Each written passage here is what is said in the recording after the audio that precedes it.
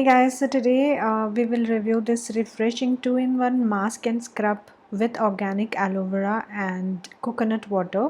This is by Oriflame Love Nature range. This is 75 gram of product and it retails for 429 rupees. Basically paraben free, alcohol free and silicone free.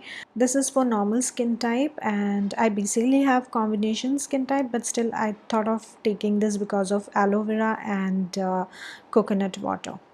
So now we will see how it looks. Basically the texture, it's a normal tube, and when you open it you can see a transparent face wash gel or face wash with kind of runny consistency, and it has these tiny beads for exfoliating. Now we will see the demo how I have used it, and yeah, that's something I got in my hands to use.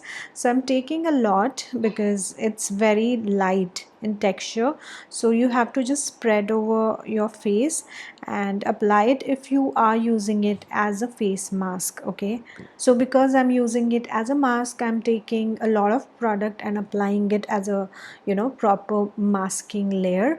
If you're using it only as a scrub, just apply and wash off.